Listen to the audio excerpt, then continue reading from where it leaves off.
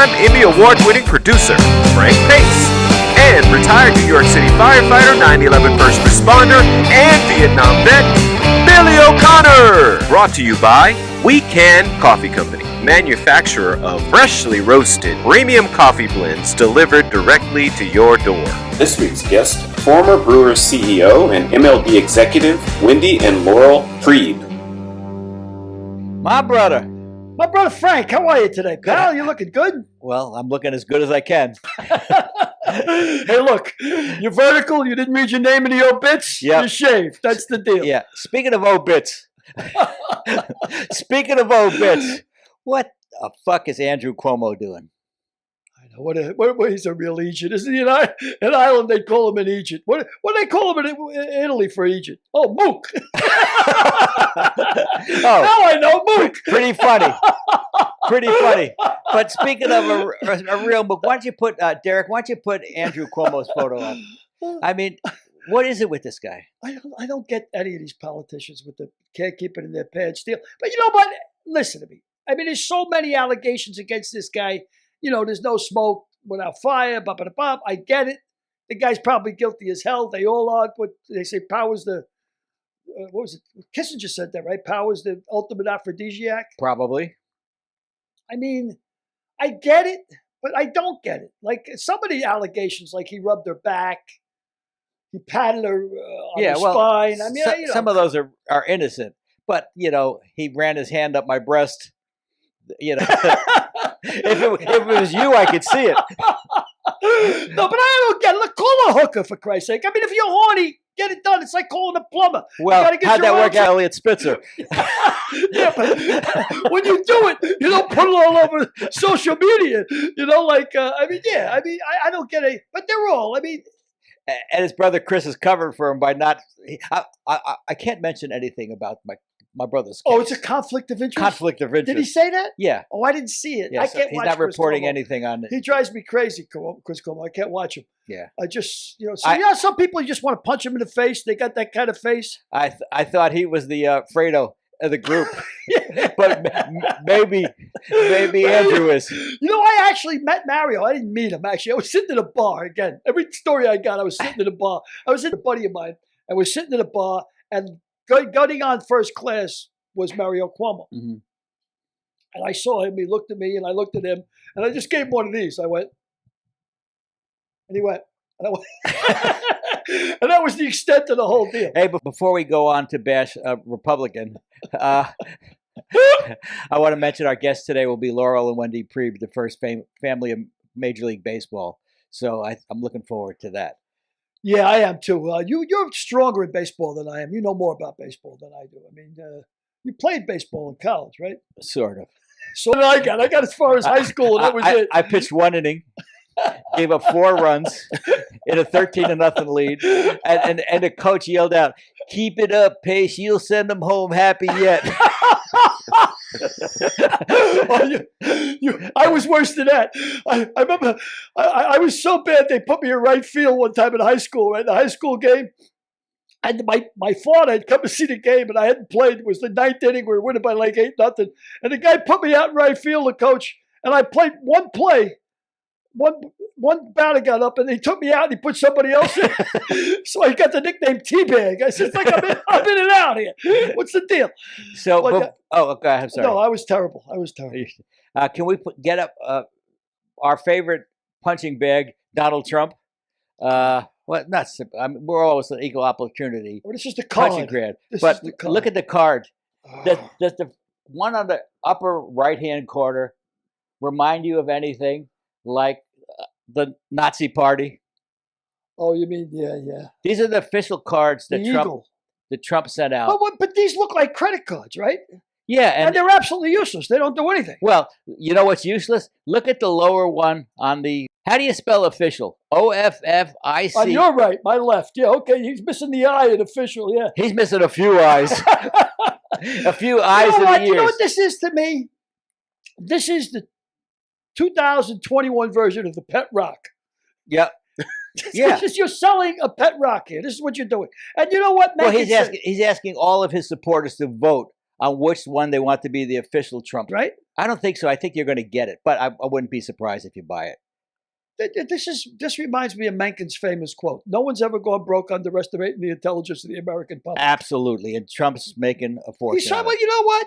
I mean, all the politicians are crazy. I mean, It's both sides of the aisle. It's ridiculous, man. I remember reading, I guess, a couple of years ago, they were bashing some Democrat. He was talking about some island in one of the archipelagos. It might have been the Philippines. And he was talking about the side of the island. How come the island doesn't tip? And these are people that are literally ejected. What's her name? Babbitt? What'd you say her name was? Ashley Babbitt? Ashley Babbitt. Babbitt. Right. The chick doesn't even have a high school in it. Like, the only thing you have to do in this country to get elected is be electable. That's pretty much it. Yeah, Babbitt and Bobbitt. Elena Bobbitt. Now she's a. I have a personal vendetta against her. Yeah, I mean that's above and beyond. Yeah. You know what I mean? Yeah. Circumcision is one thing. By the way, circumcision. I ever tell you the story? By the way, what is it? What do they call them? A moil. It was a moil, right? Keep this clean because we got the Priebs coming on. It's pretty clean, right? And he's fit, right? And he's 50. He was a moil for 50 years, and he finally retired. He brought his. Oh, he saved all the tips for the circumcision, right? And he wanted to have something special done with him, so he brought it to a leather goods store. And he came back a week later, and the guy had made all the tips into a wallet. And he says, 50 years. I'm a moil. 50 years. Wallet? The guy says, yeah, but if you rub it, it turns into a suitcase. Oh, more witty banter from Billy O'Connor, my friends. Oh, I don't do Jewish jokes too often. Oh, that's crazy. Anyway, can you get this down? I've looked enough at this, but that we remind me. Somebody said about politics, it's show business. I always heard it was the last refuge of a scoundrel, and it's both sides of the aisle. I mean, a lot of these guys are total idiots. I mean, it's incredible to me. How many congressmen are there? 435 congressmen? I don't know. 100 senators? 435 congressmen? I mean, it's some gig, man, they got. Yeah. They work half a year. God knows what kind of expense account they got. It's amazing. Both sides of the aisle. It is both sides of the aisle. Morons. Can you put up the Weekend Coffee logo, Derek? Yeah. Because before we bring on this week's guests, we're pleased again to have our sponsor, Weekend Coffee Company. We're very enthused about this sponsor because they make great roasted blends, and by the way, it's delivered right to your door. So I'll tell you what I like about them, Frank. They every 10 bags of coffee, they donate a bag to a first responder or to a military family, which is kind of cool for me, being a Vietnam vet and a first responder myself. I think that's really nice to give something back, and they do. So. Well, they're going to be giving a lot of coffee away on September 8th when we have Richie Pizzolato on. Richie Pitch. Richie Pitch. So why don't you tell us a little bit about Richie Pitch? Quickly. I don't have any quick stories. Richie's worse than me, by the way. Richie was one of the guys that actually walked out of the Twin Towers, man. I mean, the building collapsed around him. He was trapped for 4 hours. Yeah, he was trapped for 4 hours. Wow. And he'll be a great guest. Yeah, he wrote a book called Last Man Down, which was a testament to what he went through in the building. But battalion chief, good guy, known him for a while. But I'll tell you, we were on a sailboat trip, and this guy says, "This guy Picciano." Here he goes. Here he goes. Story. He says, "This guy Picciano." He said, "I know him for 30 years." He goes, "I never got a word out of him." He says, "Ever since 9/11," he goes, "He hasn't shut up." I got a good T-shirt idea. Quick story with your face on it. Yeah, quick story. I was sitting in a bar. Well, we're gonna have that'll be a great weekend. That'll be a great weekend to reminisce for you, and it'll be a great week for Weekend Coffee to donate some coffee to first responders. It's always a tough day for us. Always a tough day for us. 9/11. It's always a hard day.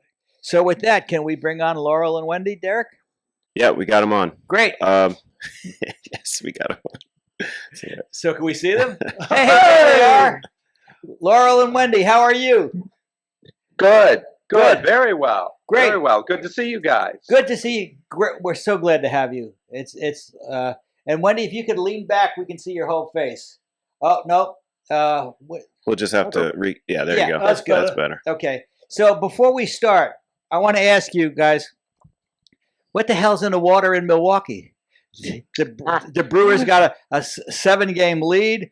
The Bucks won the World Championship. The Pack looks like they got a real run at the title this year.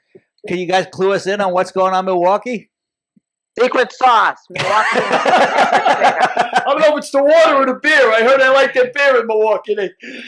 It's quite a beer town. Blue collar town all the way, from what I understand. Absolutely. Wow, that's great. Great. So why don't you tell us how you guys got together?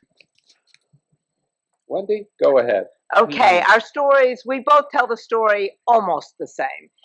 So back in 1983 and 84, I was working in the Commissioner of Baseball's office in an executive training program.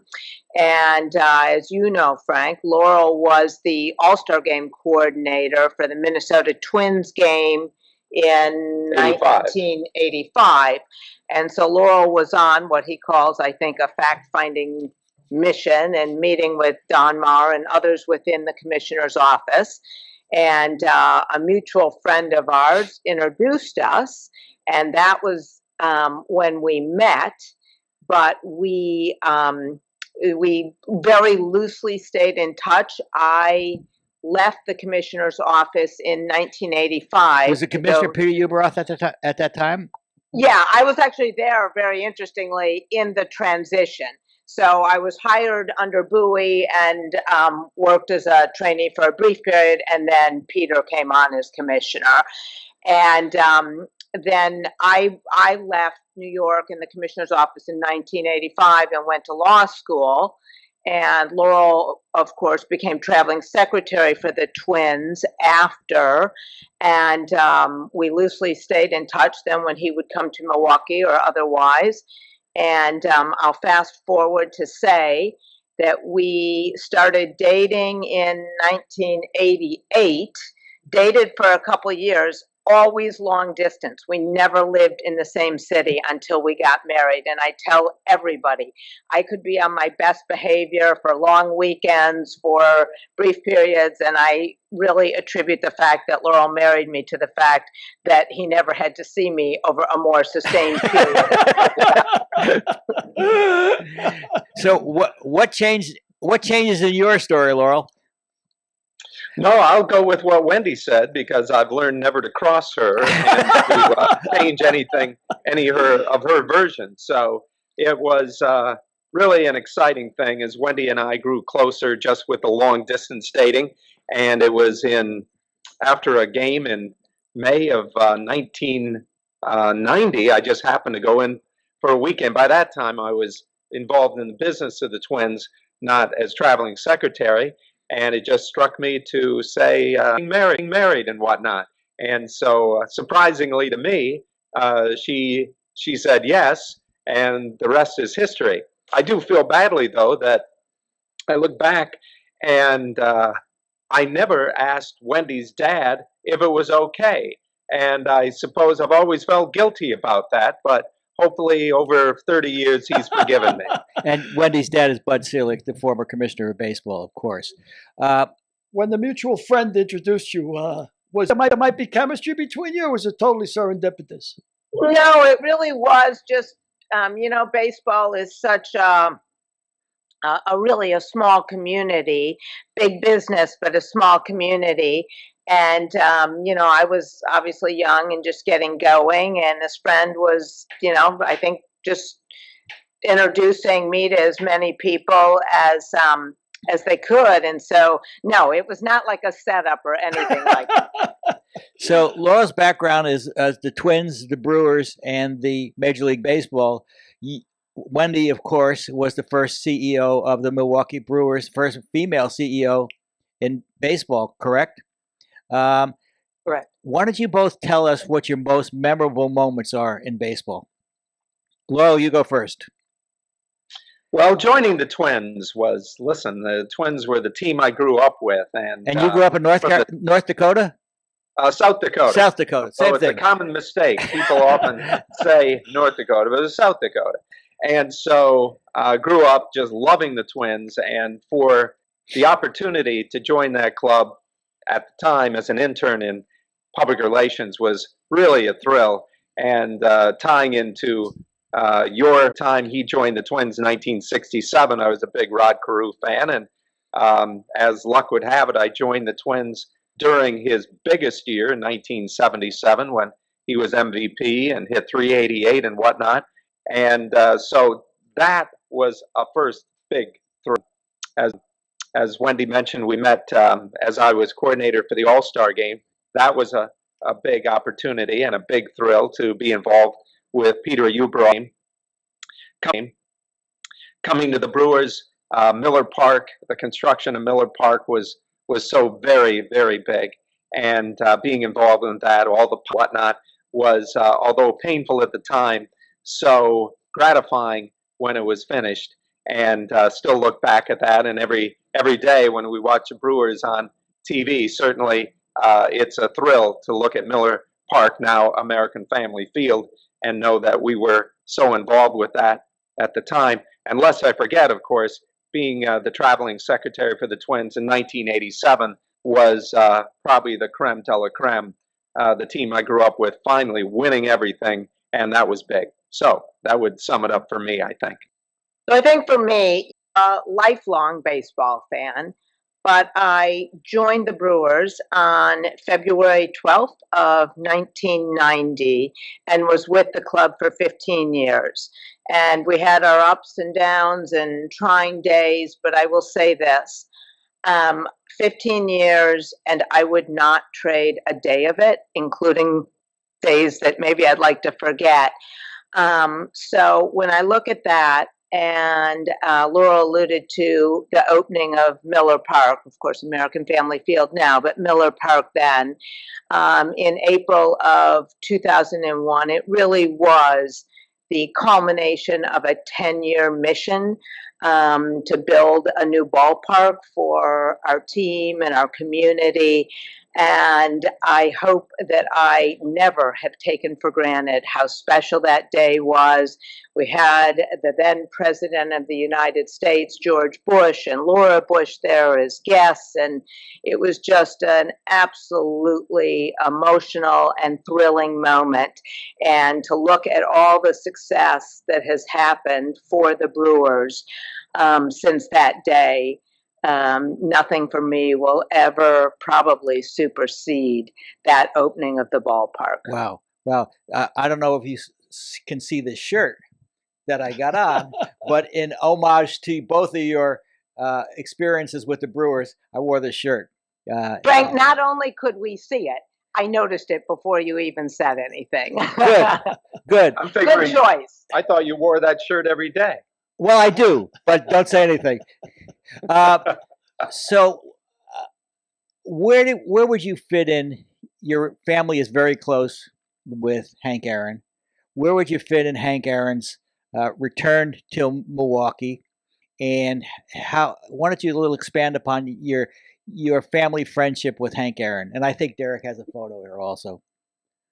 Great. So, absolutely. You know, how fortunate are we on a personal level to be able to count Henry Aaron as a close friend. He's a legend, and everything he accomplished, not only within baseball, but for this country. And to be able to have had all the experiences that we have had with both Henry and his wife, Billy, is something that we truly cherish. And when I look back to when Hank joined the Brewers, it was 1975. I was 15, just to put it into some context. Wow. And it was so exciting for our community. You know, the Brewers were an expansion team. They'd played their first year in Seattle as the Seattle Pilots. And my father often says, you know, he wanted a team in the worst way, and that was sort of what he got, because the team was not a competitive team. And the Braves, who had played there, of course, from 53 through 65, never had a losing season, great teams led by, Henry and Eddie Matthews. And really, when they departed, it broke the heart of Milwaukee and Wisconsin and baseball fans. And so when Henry came to Milwaukee in 1975, it brought an excitement, an electricity, and I'm going to say credibility that really took the Brewers to another level. That's terrific. That's terrific. And he was such a Nice man, wasn't he? The thing about there's so many things that you can say about Henry, but I think the thing that always struck me most was how humble he was. And whenever we'd see him, the first thing he would do, he'd ask about our daughter, Natalie. I mean, he just had such a huge heart for people, hence his Chasing the Dream Foundation and lifting others. I mean, that's really at his core who he was. So, especially for people who don't know him, you see him as this larger than life figure and certainly an American icon. But if he was your friend and you knew him, he was humble. He was very interested in you and what was happening in your life. And that's really what made him so special. He never changed with all the success he had, all the honors he had. He was the same person. Yeah, there's a picture of Hank with your dad in little bit later in life. He was a great guy, and he's got two pens in his hands. So I'm guessing he's prepared to sign autographs. I'm guessing, and I will tell you, as you well know, one of my father's absolute closest friends, and in fact, just recently, I think it was at the All-Star game we were talking, because of course Billy was there, and they did a wonderful tribute to Henry at the All-Star game this year. And my father said, yeah, I still just, I really miss them. They talked really frequently on the phone and saw each other and just had such a special and long friendship. Yeah. I'm guessing you also got to develop a pretty good relationship with Robin Yount, Hall of Famer. Absolutely. And Robin will tell you what a huge influence Henry coming to the team in 1975 had on him and his development, not only as a player, but as a person.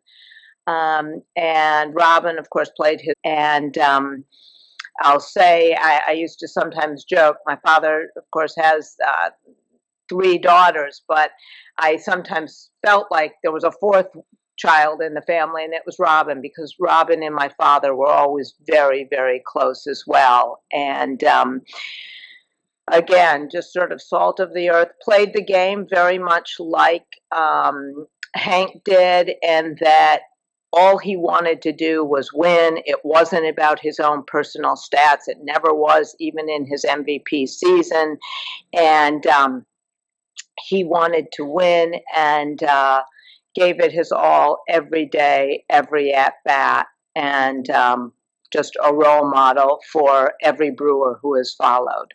We often play a game, This Week in History. So I'm going to ask Laurel, This Week in History. It's not exactly This Week in History because today is it was a week ago today. But what do you think happened on August 4th, 1985, Laurel? August 4th, 1985. Well, it might be something to do with Rodney shooting to left field, which he often did, of course, a single over the head of, I believe, Ron Washington, the shortstop. Wow. And dunking in for number 3,000 off of the great left-hander Frank Viola. Yep. That's fantastic. And do you recall what else happened that day? No, I'm a baseball guy. That's where I'm afraid you're about to embarrass me of something I ought to know. Well, I would think you might know it. Tom Seaver also got his 300th win that day. That is correct, and I guess there again, I'm Twins oriented, so yep. I should pay attention to the rest of the game as well. But all attention on Twins and former Twins. Don't worry about it, Laurel. He gets me all the time with this game. Bill, you know what happened in 1941 on December 11th? Give me a clue. Give me a clue. Well, Laurel does know more about Rod Carew than I do. Wow, that's saying something. He's incredible, and I'm thinking that we're talking about Robin and Rod. Didn't Rod make the final out in the 1983 fifth game, deciding fifth 82. game? 82. And didn't he line out to Robin? He did. At short. He did. In in California, yes. Or in Milwaukee. Against the Right. And again, I was representing Pony Shoes at that time. They were my client, and I had a lot of Angels under contract.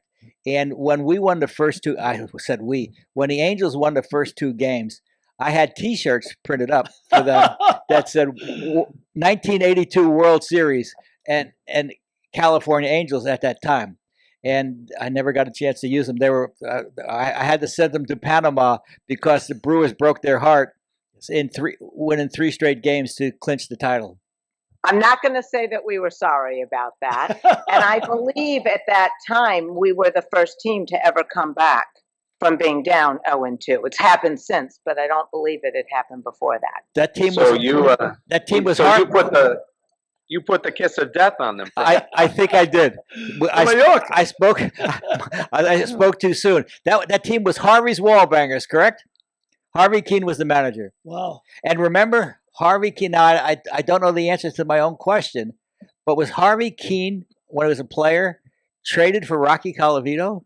That's very good. He was. Wow, I thought of the answer while I was speaking the question. Harvey Keene was the player. He was absolutely the right manager for that team and the right manager for Milwaukee.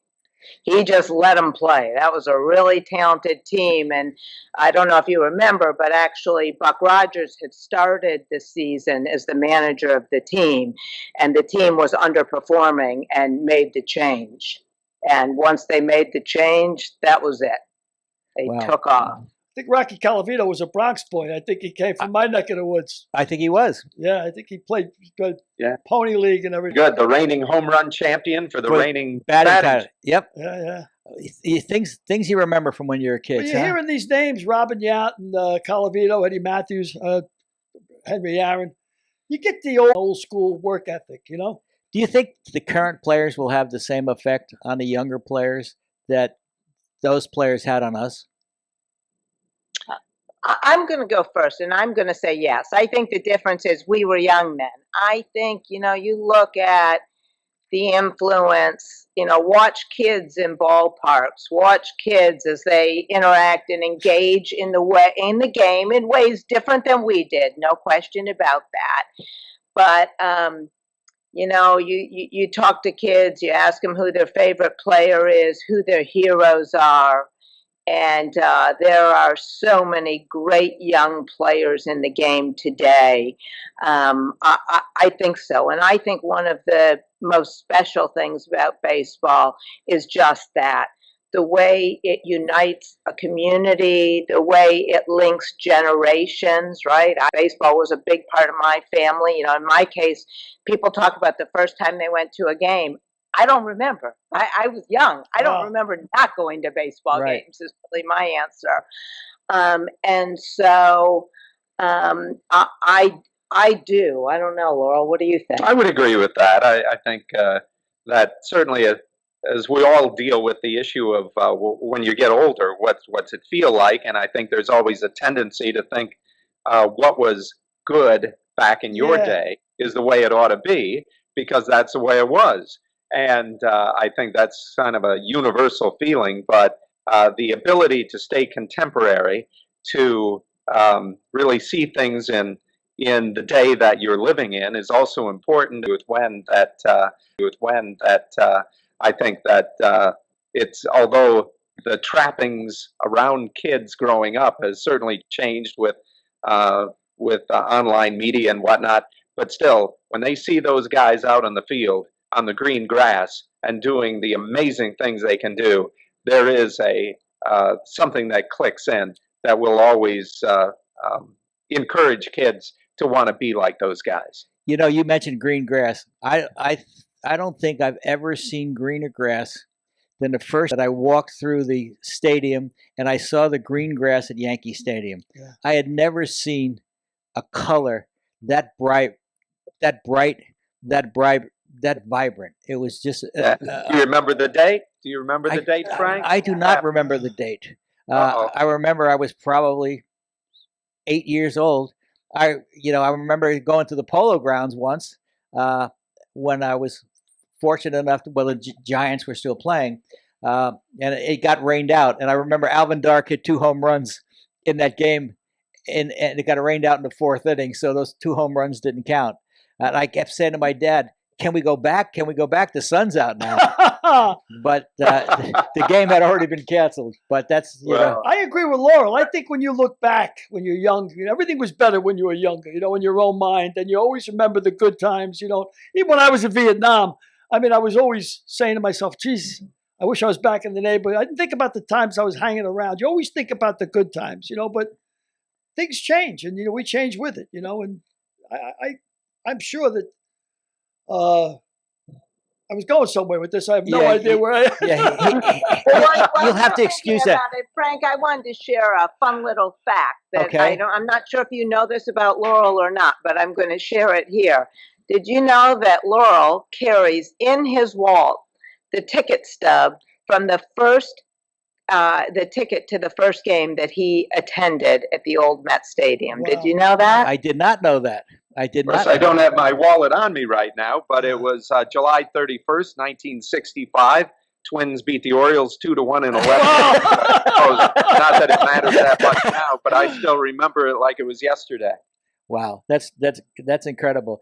Our mutual good friend Johnny Bench said to me one day, he said, sometimes the Hall of Fame doesn't feel as special to me anymore. And I just jumped on that and I said, why do you think that is, Johnny? I said, do you think that's because when you were inducted, Joe DiMaggio was there? You think because when you were inducted, Charlie Gehringer was there? You think because when you were inducted, Warren Spahn was there? All of those old great players. Now you go, you don't see those great players anymore. You don't realize that you're the great player. Rod's the great player. Willie's the great player. All sorts of great players are there. And because of that, and then Johnny said, you know what? I never thought of that. But, baseball continues to evolve. That's a really good perspective, Frank. I would agree with that. Applies to a lot in our lives, of course. But to put it in that context for Hall of Famers, I think it's pretty insightful. Yep. Well, you talk about lips about how proud you were when your dad was up at Cooperstown. When Rod was yeah. My dad was a piano tutor in North White Plains, New York. And when Rod was inducted in '91, my dad was like a kid in a candy store running around at the Otisaka Hotel because, he had never, we would go to one baseball game a year. And he was running around taking Polaroids with Ted Williams and Joe DiMaggio, Yogi Berra, Pee Wee Reese, and then going back and getting them signed. So that was Cooperstown, as you know better than I, Cooperstown is a very, very special place. And you're so right, Frank. And I think it's one of those places, I guess none of us know if there is a baseball heaven and what it would be like. But I almost feel like when I'm in Cooperstown, we've been lucky enough to go for some of the ceremonies.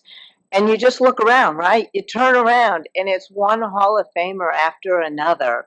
And it's such a special experience. Everything about Cooperstown, certainly starting with the museum, and if you're fortunate enough to be there for the induction ceremonies, but the whole town. You referenced the Otis Saga, the fabulous, old resort, and you just sit and they have rocking chairs on the balcony, and you sit, and sometimes I'll think to myself, gosh, Joe DiMaggio probably sat in the same chair that I'm rocking in right now. It's such a special place. It is indeed. It is indeed. Billy, you got a couple questions? Well, Wendy mentioned before about how Hank Aaron's very philanthropic. She's got quite a few philanthropic ventures yourself that you should be really proud of. I have two daughters and a granddaughter. Frank has a daughter and a granddaughter.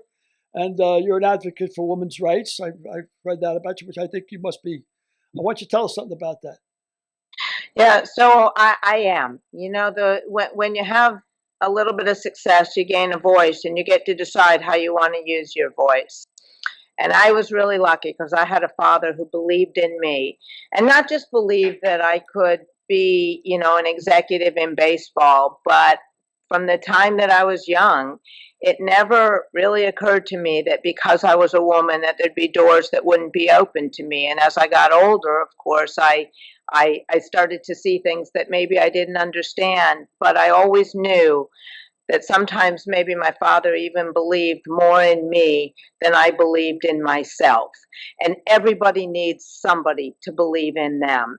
And so there's a number of different things that I do and I'm involved with, but there's something I want to talk about that when I was with the Brewers that we started that I'm particularly proud of. And, you both mentioned that you have daughters and, girls like to play baseball or softball or fast pitch as well.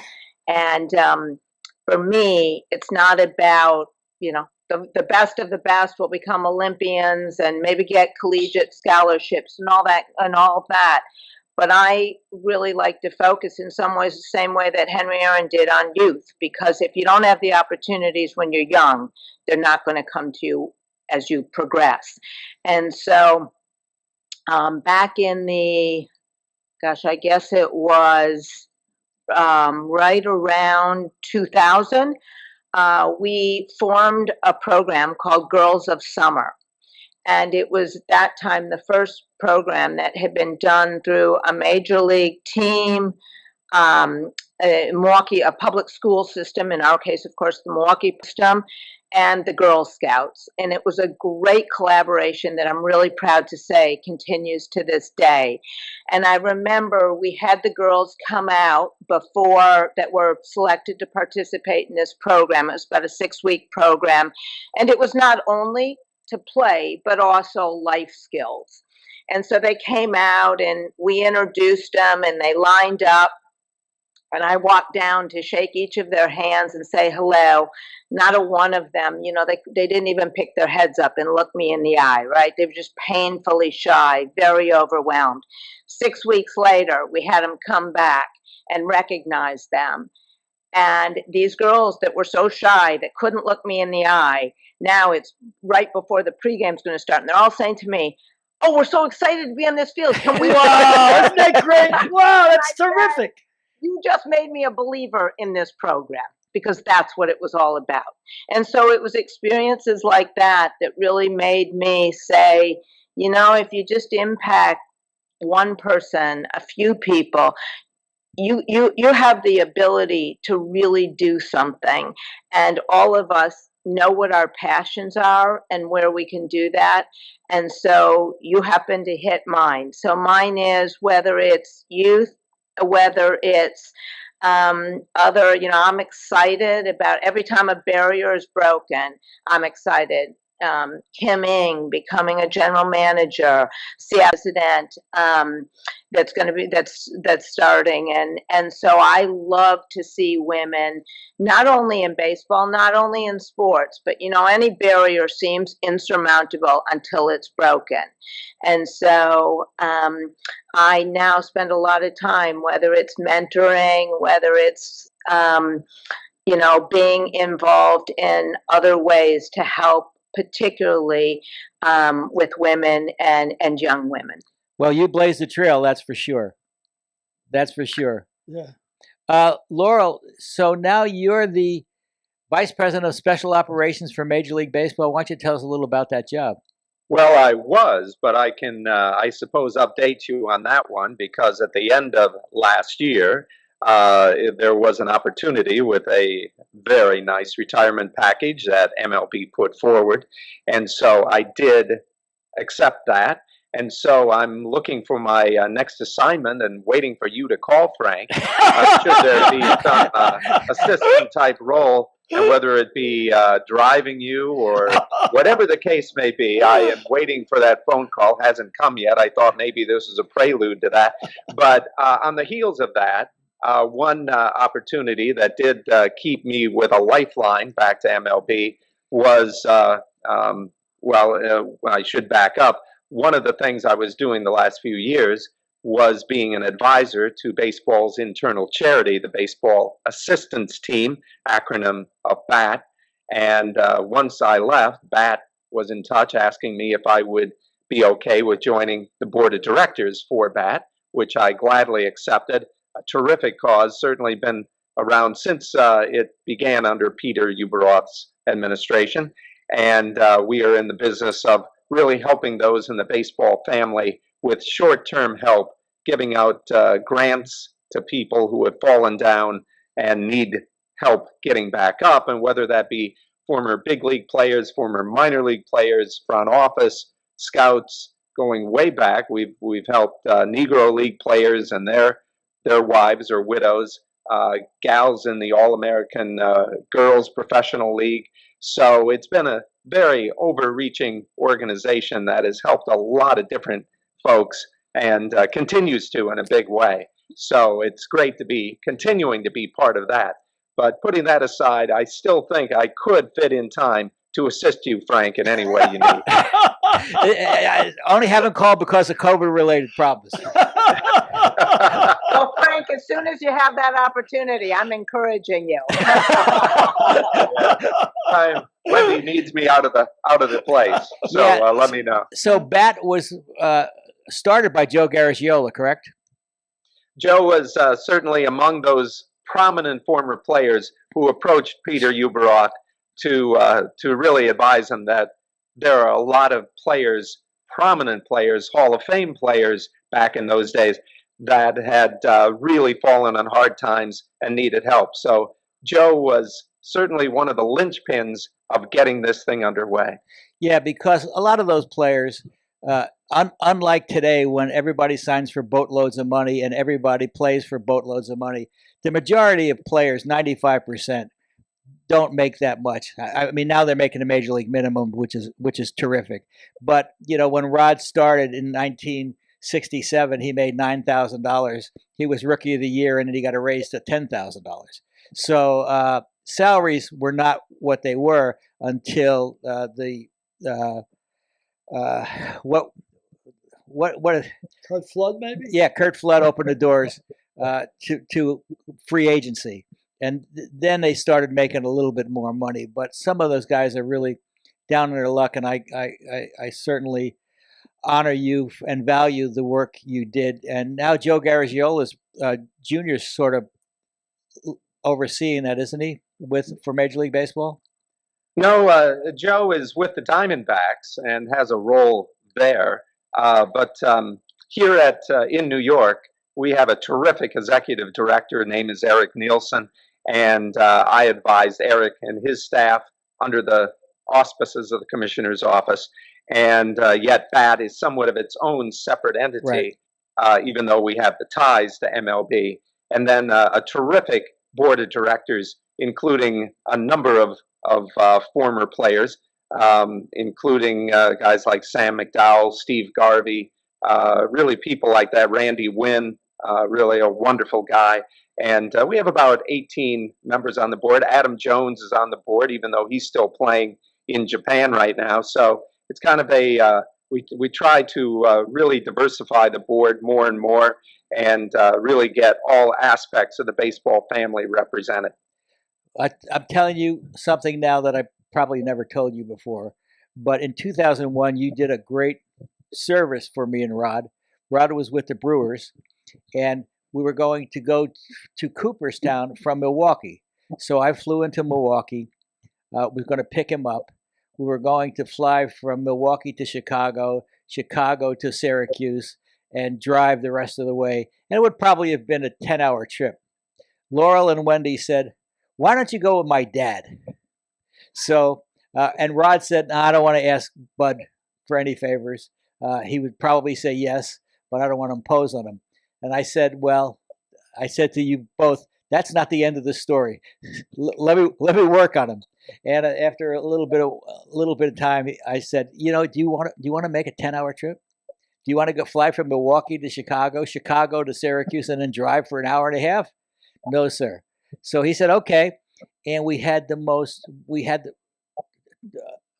delightful trip, 2-hour trip to Cooperstown in the commissioner's private plane. Wow. We talked to the commissioner, and that's where I laid the groundwork for Rod to become a consultant with Major League Baseball. So thank you both for that. Yeah, things happen for a reason. Yes, they do. How's Bud now? How is he? He's great. In fact, he just had a birthday at the end of July, turned 87, and he is doing well. He, of course, still watches many, many baseball games every day. And in addition, he, in his post-commissioner life, has really devoted himself to teaching. And so he teaches a class at the University of Wisconsin in Madison, and he also teaches a class at ASU, and he does some lecturing. Marquette has a sports law program, and he loves doing it. As you know him. He has great stories, but he's also a great storyteller. And his class focuses on baseball from 1945 through the present, and it deals with everything from the economics of the game, labor relations, and probably the thing that he's most passionate about, which is the social impact that this game has had on our country and now worldwide. And as you know, my father believes very strongly in the social responsibility that goes along with the leadership of this game. So he loves teaching that class. He loves being engaged with the students. And I've actually had a chance. I was flying, ironically, at Phoenix to New York, I guess, one day. A young woman came up to me. She recognized me and she said, I just have to introduce you. I'm in your, I know who you are, and I'm in class at ASU. And she told me how much she loves the class and how special it is for the students. So that's been really a wonderful thing. And I think it keeps my father engaged, and I am sure that those students keep him on his toes. When he's still in Milwaukee, does he still go for his 2 hot dog lunch? Only one hot dog, but a hot dog and a Diet Coke. That has not changed. He's there 6, usually 7 days a week still. So the name of the private crowd, I hope. Is Gillies. It's Gillies. Yes, Gillies, and it's going strong. If you get to Milwaukee, we highly recommend it, and recommend the hot dogs. And if you want to really splurge, they have the best frozen custard of anywhere. That's great. 6 days a week. It's incredible. It's incredible. Billy, you have any questions? Other questions? No, not really. I sort of want to ask Lowell, when he was vice president of corporate affairs, was that more of a brick and mortar job, or more of a P&R job, or? It was somewhat of a combination.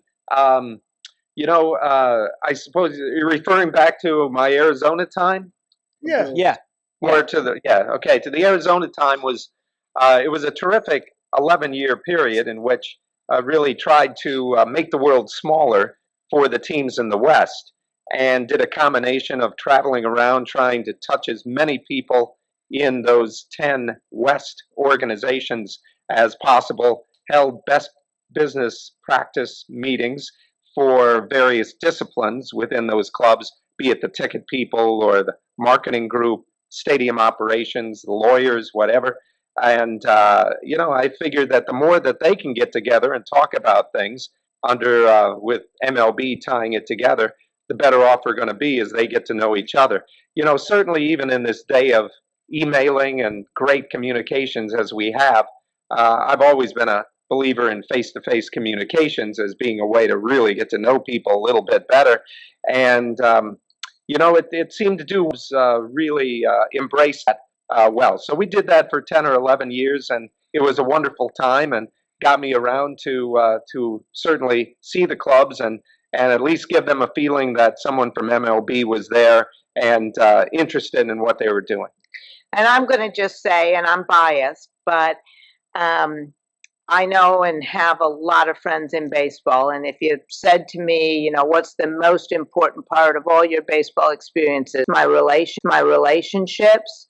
But I'm going to say this. I don't know anybody in this game who is as well liked and respected as Laurel, up and down, whether it's Central Baseball or whether it's players or front office or umpires. You know, I am so proud of what he was able to do in that position. And I still have people who come up and talk to me about how they look forward to his visits and what they did. And so I think baseball was lucky to have him in that role too. Yes, they were lucky. And I'm going to tell you one thing. Billy called me when he said, let me ask you a question about this guy. Is he legit? Everybody loves him. Yeah, actually, that kept popping up. Nicest man in baseball. Nicest guy in baseball. I said, what? This guy's unbelievable. He's got no enemies. Unbelievable. Okay, yeah, and okay, Bill. So let me tell you, you know, I like to think I'm a nice person. People like me, but I am going to tell you something. When you are married to Laurel Prieb, you cannot, by comparison, you do not measure up. So that's you don't get into. I don't know if any of that's true, but it gave me the opportunity to have dinner with Frank a couple times in Los Angeles. I still remember one night at the Palm Restaurant. I was so impressed that you were able to break away from your hectic schedule and come down and have dinner with me one free night there, and very memorable. Well, you guys both came out, we visited the set when Natalie was real small of Suddenly Susan. And then we got together to reunite when I was in New York for Murphy Brown. So I value. Let me ask you this. Since you're both away from the game now, what do you think about Major League Baseball incorporating the Negro League statistics into Major League Baseball? Well, I'll jump in. I think it's great. I think it's complicated. At Elias, they have I have a very good friend who is really the lead guy. Name is John Lumbombarda. Elias Sports Bureau. Yes. Yeah. Yes, who is really the lead in trying to bring together and to make apples and apples out of all of this. Not the easiest thing to do, but I think it's wonderful. And when you take into account that you had all of these amazing individuals who were easily as talented as the best players in Major League Baseball at the time, but due to just the tragedy, and I will call it the tragic circumstances of the time, were never able to play Major League Baseball until Jackie Robinson came around in 1947, that to be able to bring them that added respect by incorporating their numbers into baseball's numbers is really good. But I will go back to also saying that it's not the easiest thing to do because, yeah, there's a lot of apples and oranges that you need to try and work out. And I guess I would just add the perspective of, you know, one of baseball's proudest moments is Jackie Robinson in 1947. And, you know, now people, especially younger people, you have to remind them how important that was. The U.S. Army had not yet been integrated.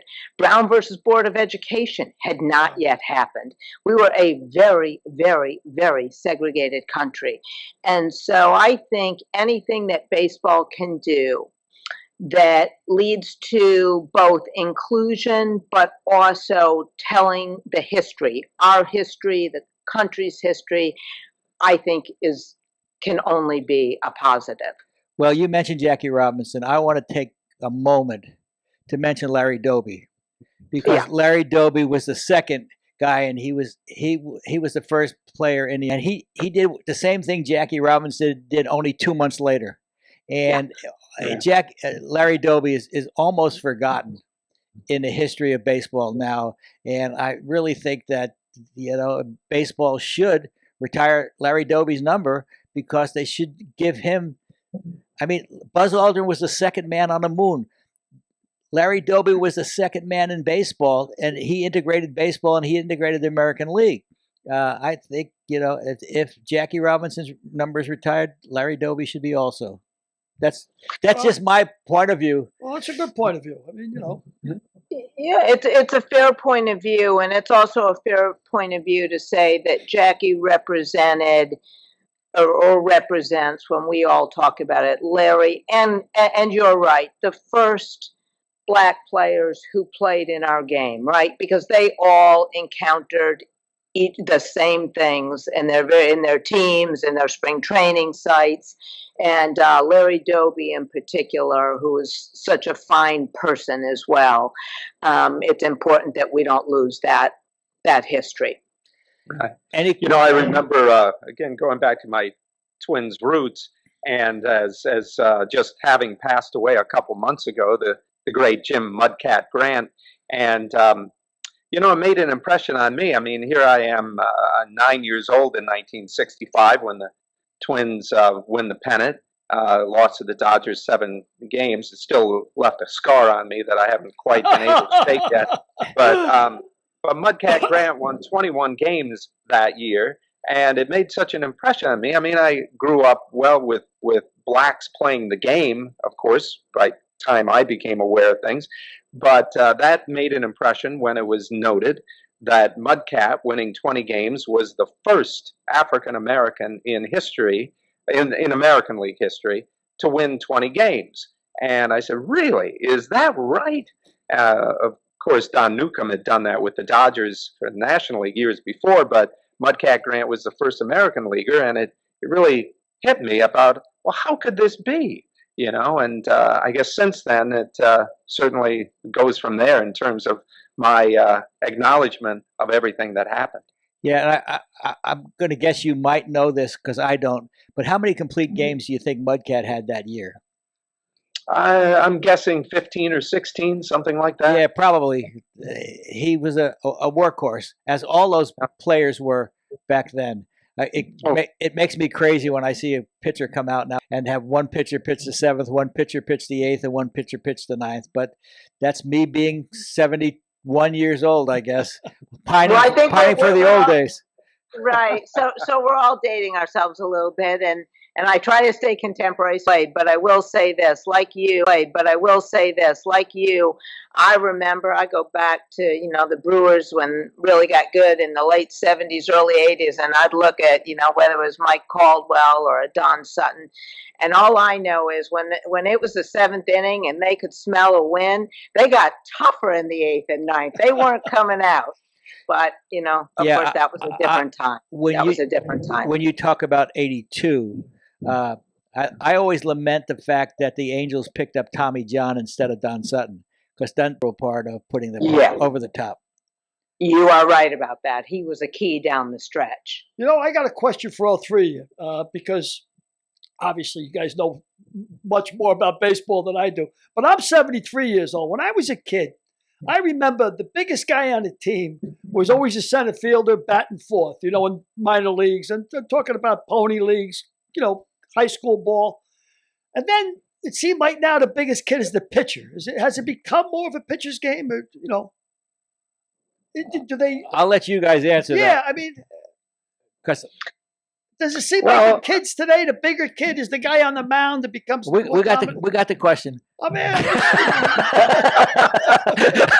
mean, everybody looked at me with blank stares. I figured we got the question. I'll answer because he'll have a more thoughtful answer. But I'm going to say it's right now. It's a power game. It's power pitchers against power hitters.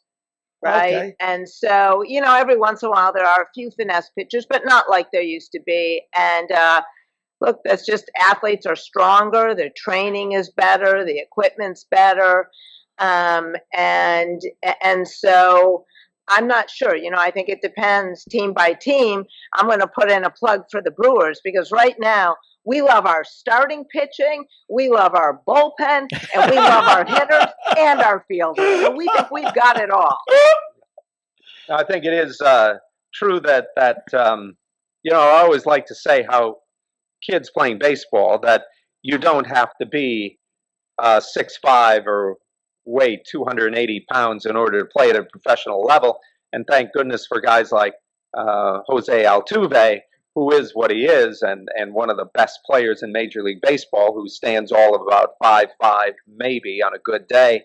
But it is true that certainly guys are bigger, stronger, faster, and I suppose that applies to pitchers as well. But remembering back in the day when shortstops were generally about 5'9" and weighed about 170 pounds, dripping wet, whereas now they're you look at guys like Correa, and over the years, I suppose Ripken really started it, Cal Ripken, being yeah. of a much bigger size and able to swing the bat far more. So, bigger, stronger, faster, power game is indeed the case. But I like to think things go in cycles, and that there will always be a place for kids who can make up for lack of size with other talents in this game. Yeah. Of the Senators, Washington Senators, and then became the Dodgers. Now it seems like the Yankees' entire outfield has got guys as big or bigger than Frank Howard, and that includes a lot of pitchers also. Wendy mentions finesse pitchers. I'm going to ask Laurel a trick question. Does Laurel know who the toughest pitcher Rod Carew ever faced? He was a finesse pitcher. You'd better fill me in. I've no doubt I've heard it, but I can't remember that answer now. Rudy May. Oh my goodness gracious! He was a finesse guy, good left-hander too, and he wasn't only Rodney's toughest guy. It seems to me the entire Twins team could say that about Rudy May, because he had the Twins number. Yeah, Rod caught up to him at the end of his career, though. He probably ended up hitting 290 or 300 against him for his career. But early on in his career, he was a 210, 220 hitter against Rudy May. But he did catch up to him. All right. Well, sooner or later. Any closing questions for Laurel and Wendy? Derek, do you have any questions? Yes, I do. I got one big question.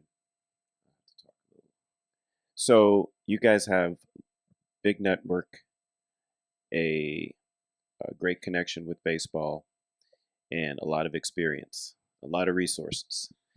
Is there a project that you would love to do that maybe requires, sort of like Jeff Bezos and his spaceship? Is there some sort of project for you guys right now that you'd like to talk about, or that it's really difficult for you to get off the ground?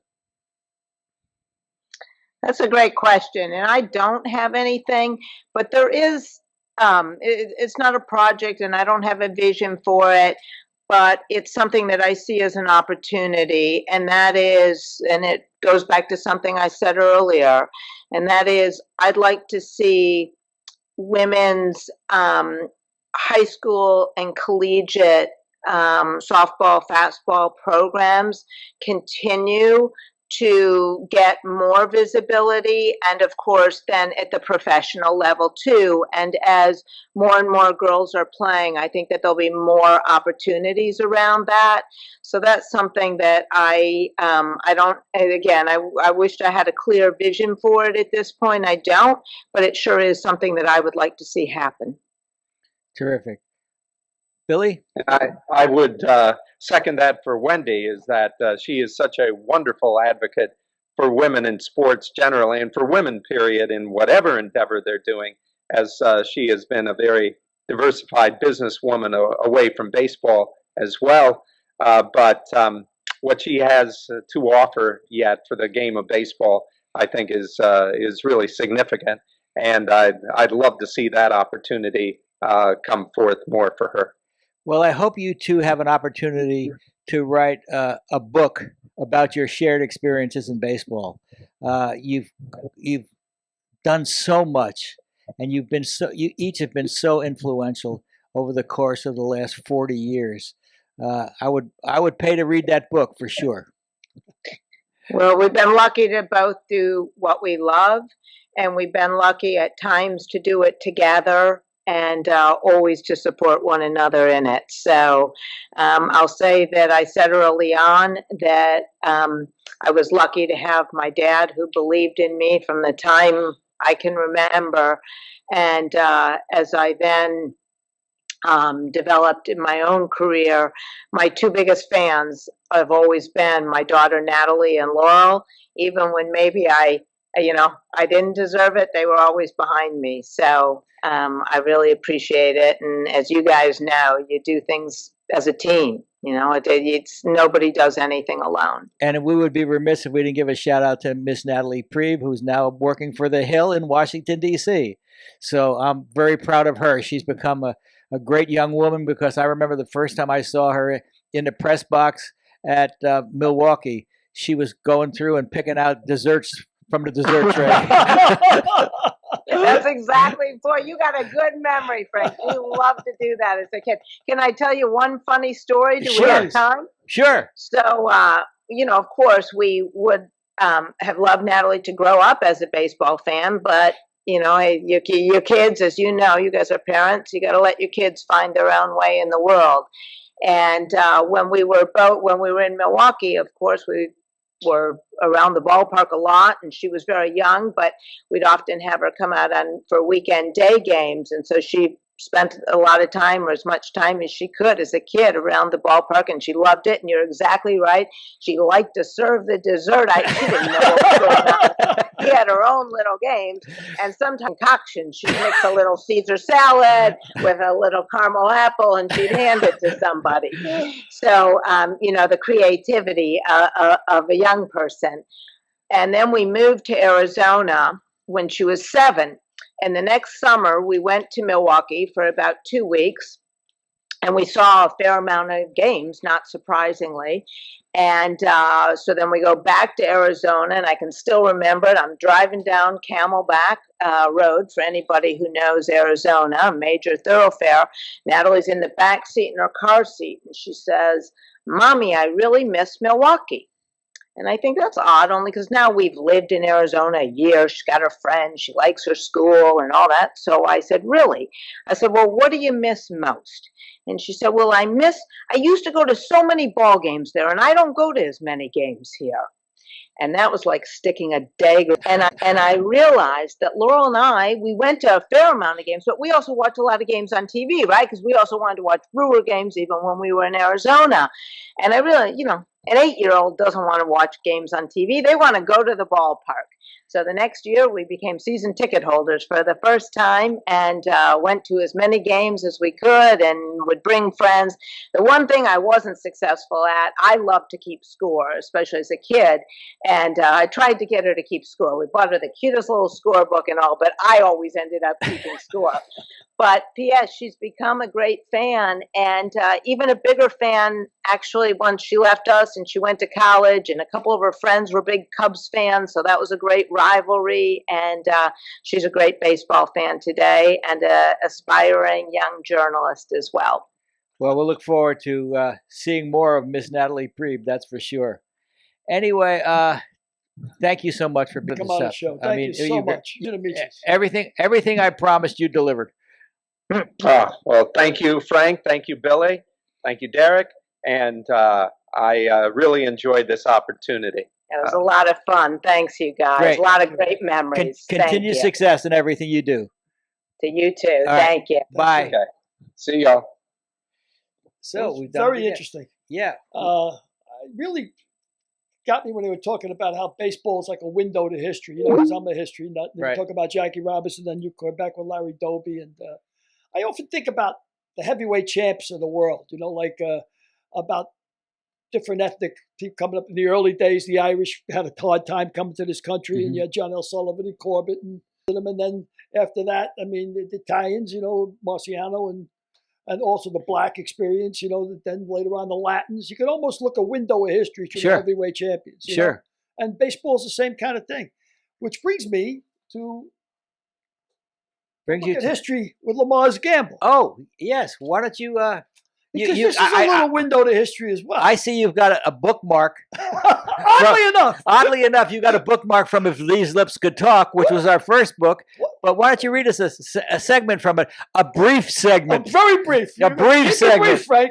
But you know what? Really, sports is a window to history, I think. And like we've often talked about, this merger couldn't have happened had it not been for the 60s and the time of the 60s. And You lost your place? No, I got it. I'm just trying to figure out a good lead into this, Frank, to make it as quick as possible. Read it. All right, so Namath is being introduced as the quarterback to the Jets in Toots Shores, which is a famous watering hole in New York. And the press is on him. And they say, Joe, you're portrayed as a ladies' man, a party animal.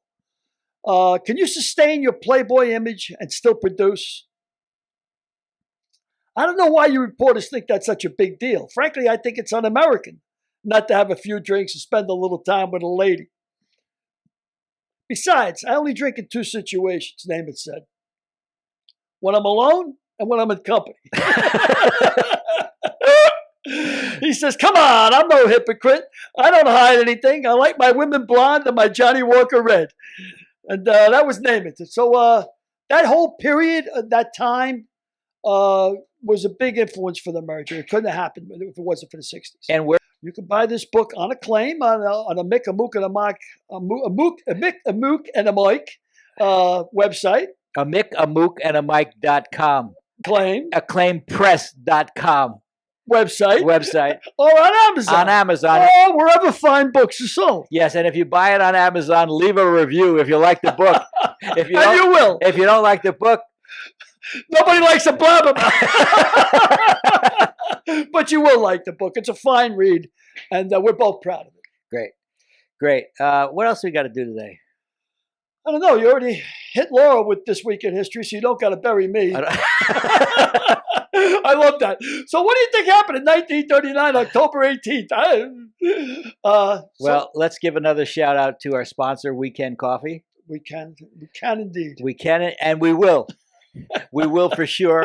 And also Be Big Communications that are helping Weekend Coffee do their marketing. And it's good stuff, Frank. It is good stuff.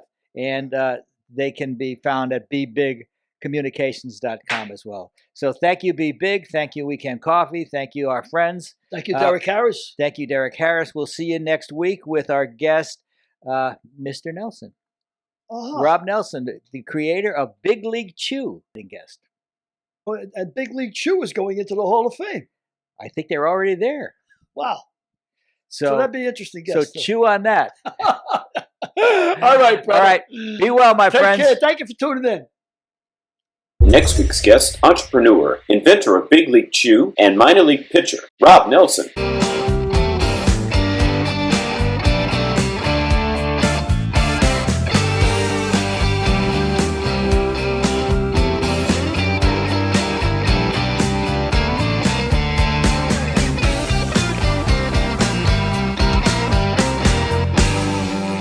We'll see you next week.